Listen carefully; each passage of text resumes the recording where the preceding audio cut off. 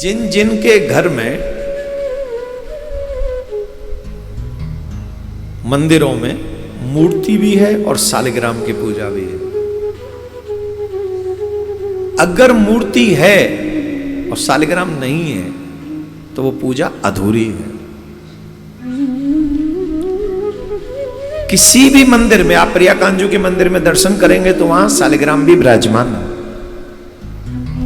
राम जी के मंदिर में जाओगे तो सालिग्राम विराजमान है। युगल सरकार लक्ष्मी नारायण के मंदिर में जाओगे वहां सालिग्राम विराजमान है। और शिव जी के मंदिर में जाओगे वहां पर शिवलिंग विराजमान है। शिव जी के मंदिर में मूर्ति हो और शिवलिंग ना हो तो वो पूजा अधूरी है, पूरी नहीं। उस मंदिर की पूजा तभी पूरी होगी जहां शिव जी के मंदिर के साथ साथ शिवलिंग भी हो। एक और बहुत बड़ी बात है यहां पर,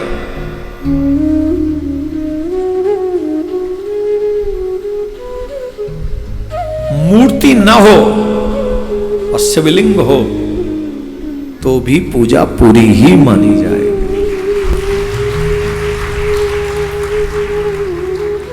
मूर्ति ना हो और सालिग्राम हो तो पूजा पूरी मानी जाएगी। अब एक और बात परेशानी आ रही है, माताएं बहन कहते हैं कि सालिग्राम तो हम पूजा नहीं कर सकते।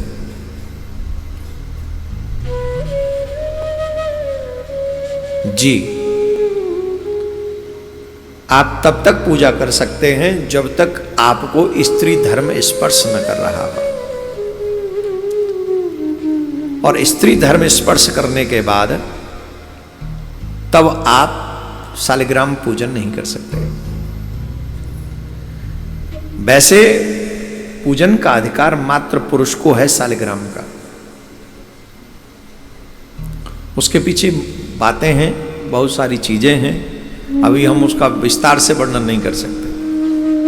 अब एक बात तो विश्वास कर लीजिए, बिना कारण के भगवान हमें ये अधिकार ऐसा नहीं कि छीन ले के दे दे। अगर आपको सालिग्राम की पूजा का अधिकार नहीं दिया है भगवान ने, इसका मतलब है कि आपके हित की बात है, ये अनित की बात नहीं है। आप मूर्ति पूजा भी करेंगे तो उतना ही पुण्य लग जाएगा आपको। सालिग्राम की पूजा बहुत कठिन है, आजकल तो हल्के में ले रखी है। कल एक महानुभाव आ गए थे हमारे पास, एक बच्चे, पति पत्नी थे, एक बच्चे बोले महाराज हम आपके लिए सालिग्राम लाए। मैंने मेरे ही घर में सालिग्राम इतने धरे, मुंह पे पूई ना समझ रहे, तू और लिया हुआ सालिग्राम है। अधिक मात्रा में देवी देवता घर में नहीं होने चाहिए।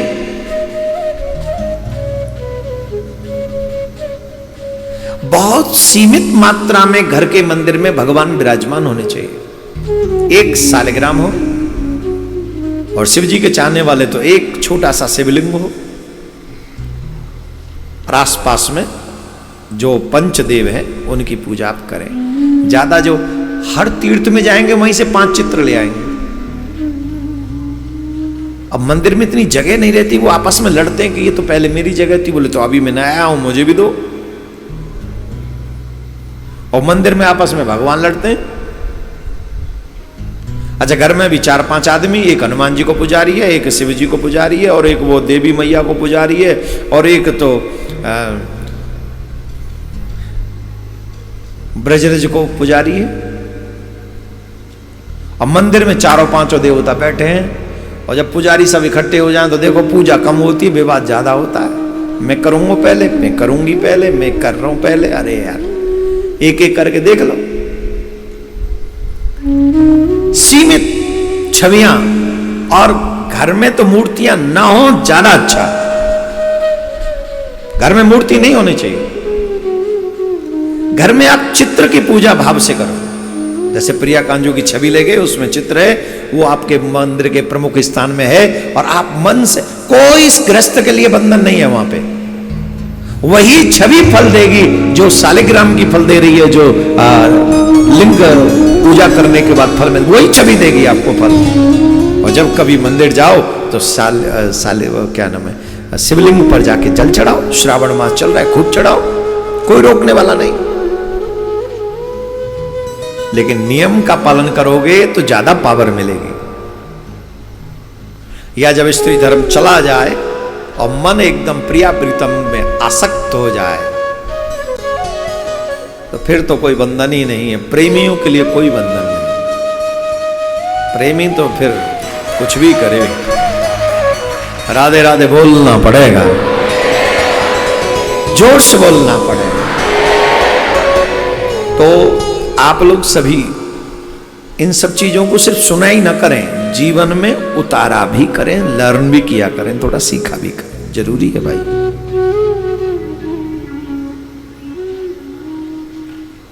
सीखना चाहिए अच्छी चीजों को जीवन में उतारना, और जो आपके इष्ट हैं उन्हीं में समर्पित रहो, फिर आप कल्याण होगा।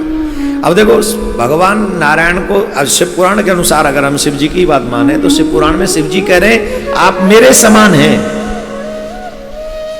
आप मेरे समान हैं, जैसे मेरी पूजा वैसे आपकी पूजा। तो अब कहां भेद रहा? जो हम पहले दिन से आपसे कह रहे हैं कि प्रिया कांचों में और शिव जी में कोई भेद नहीं है, एक अंगी है एक अंग है, तो कहां भेद रहा? आपका हाथ आपसे अलग है क्या? आपका माथा अलग है क्या? जब आपकी पूजा होगी तो माथा भी पूज गया, हाथ भी पूज गया, पेट भी पूज गया, सब पूज गया, आपकी पूजा हो गई। तो जब आपका इष्ट पूजते हैं ना तो सब पूज जाते हैं। एवरेज में कहा होता है हाथी के पांव में सबके पांव। आप अपने माता पिता की पूजा कर लो, जीवन भर उनके भक्त बने रहो, किसी देवी देवता की पूजा करने की जरूरत नहीं, तुम्हें मुक्त हो जाओगे। चल माँ बाप की पूजा कर लो। श्रवण कुमार का नाम अजर अमर है कि नहीं? जवाब दो। किसके कारण? गुरु की भक्ति करो जीवन पर्यंत, तो गुरु के बताए मार्ग पे चलो, इतने में मुक्ति हो जाएगी। ब्लाइंड फेथ करो अपने इष्ट पे, देवता खड़े रहेंगे तुम्हारे द्वार पे कि कुछ हमसे मांग लो, देवता खड़े रहेंगे तुम्हारे द्वार पे, लेकिन ब्लाइंड फेथ होना चाहिए।